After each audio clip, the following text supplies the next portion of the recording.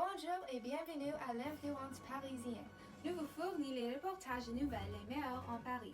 Rapide, précis et en direct. Nous nous appelons Edouard et Olivia. Eh bien, nous avons une histoire pour vous.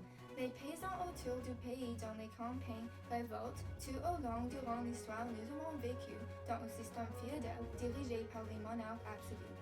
Récemment, les tiers-États ont dit leurs opinions sur les problèmes qu'ils voyaient avec notre système de gouvernement et nos systèmes sociaux injustes. Après les révoltes, comme la prise de la Bastille et les registres étaient brûlés, tout le monde est en train de paniquer. Les paysans en France ont peur que les troupes royales et les nobles vont arrêter les révoltes et vont nous punir. Nous appelons ça le grand peur. Ces révoltes ont commencé parce que les paysans et les tiers-États étaient frustrés de leur gouvernement inefficace et la famine. Ils voulaient plus de la liberté, l'égalité et la puissance. Maintenant, nous ne savons pas ce que le roi va faire. Êtes-vous fatigué des prix de pain très déraisonnables? Venez chez la boulangerie des pauvres pour notre affaire incroyable comme notre pain délicieux et frais, cuisiné juste la semaine passée. Venez rapidement parce que le pain va terminer bientôt. On a plus que seulement du pain, on a aussi des autres produits pâtisserie formidables et abordables comme les tartes aux roches, les gâteaux au bouilli, les muffins aux algues et plus. On vous attend. Bonjour, c'est Guillaume de l'Influence parisienne en direct. Je suis ici, devant le château Billain, où, en ce moment, les paysans se rassemblent pour révolter contre leur seigneur féodal, M. Aldrenage. Ce n'est que récemment que nous avons vu dans les petits villages et châteaux, dans les campagnes de la France, que les serfs, les paysans et les gens du tiers-État participent aux révoltes du type de fête, qui terminent avec les morts des seigneurs féodaux. Ces émeutes sont venues à cause des complots et des rumeurs que les gens du tiers-État croient. Les rumeurs disent que les nobles ont embauché les brigands pour marcher à travers les villages et qu'ils iront détruire les maisons et les récoltes des paysans. Ces rumeurs disent que les nobles veulent mettre fin à la Révolution française. Les paysans se révoltent aussi de cette manière pour que la révolution se réalise toujours.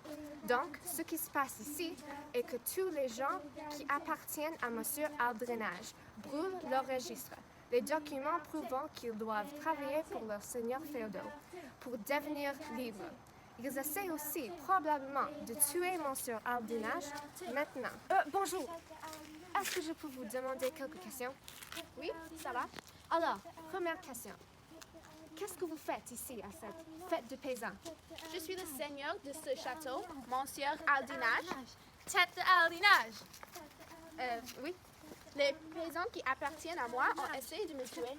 Oh, dommage, mais c'est la vie, hein?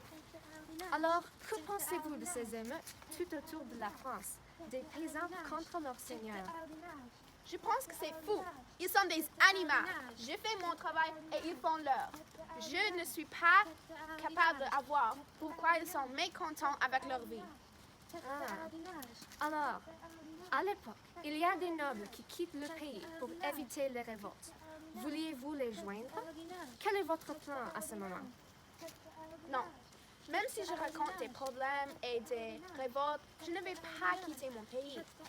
Mais quand même, je voudrais mettre un terme à tous les émeutes. Ils s'en foutent.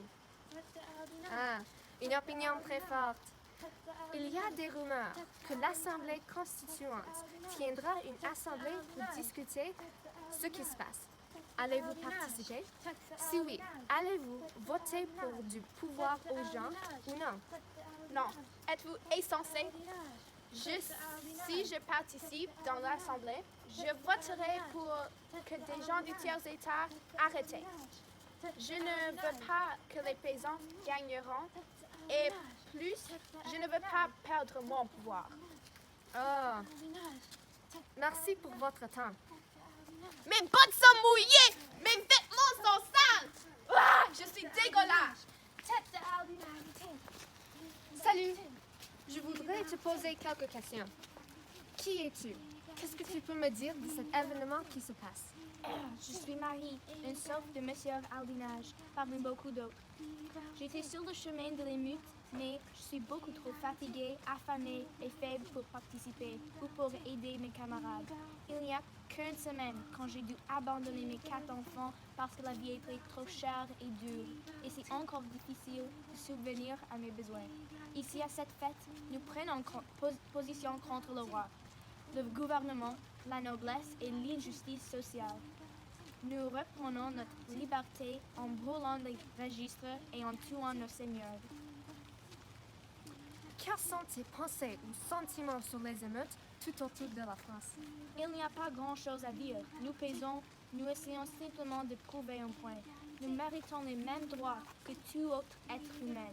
Nous sommes constamment traités comme si nos vies n'avaient pas de valeur, comme si nous ne méritons pas le respect et le pouvoir en raison des conditions de notre statut social. Avez-vous entendu des rumeurs selon lesquelles l'Assemblée constituante tiendra une assemblée pour discuter une déclaration des droits pour tous? Oui, je pense que c'est une idée merveilleuse. J'espère que nous gagnerons la vote. Alors, merci pour votre temps. Alors, c'était Guillaume de l'Influence parisienne qui racontait en direct devant le château Billain où les sœurs de Monsieur Aldinage se réunissent pour se révolter, luttant pour la liberté et l'égalité sociale.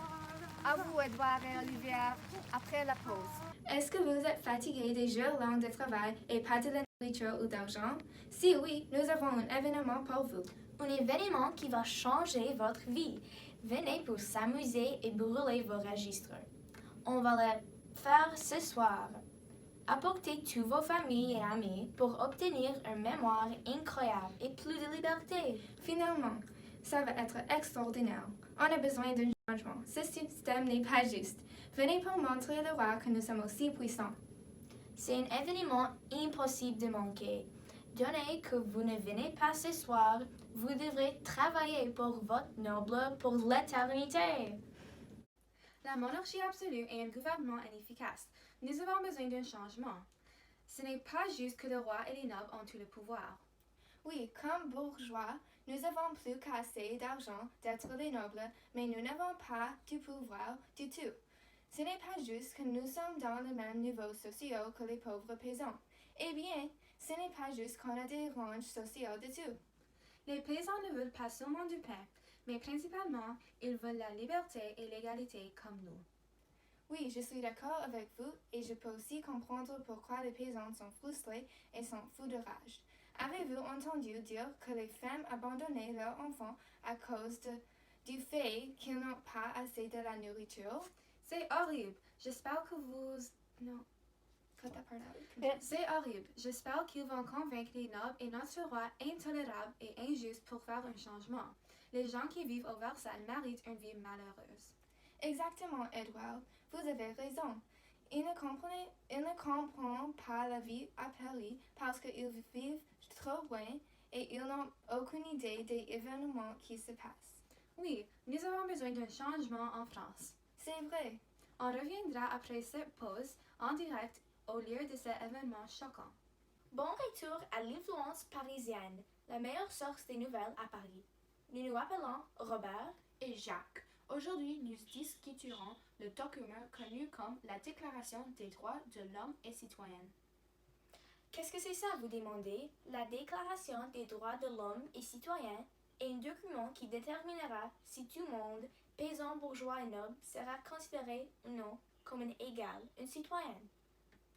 Afin de la grande peur, les révoltes comme la prise de la Bastille a poussé l'Assemblée nationale constituante à créer la DDHC, qui définit les droits individuels et collectifs des citoyens de France. Il faut noter que la déclaration était une conséquence directe de la Grande Peur, une période de panique et émeute causée par les paysans durant la Révolution française. Mais où était notre roi durant cette période de changement et désastre?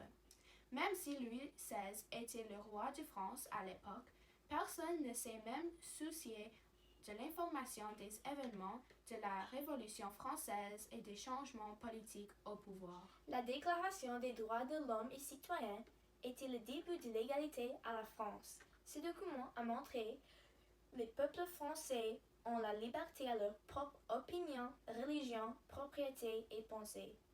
Merci d'avoir écouté cette semaine sur l'influence parisienne. La meilleure source des nouvelles à Paris, rapide, précise et en direct.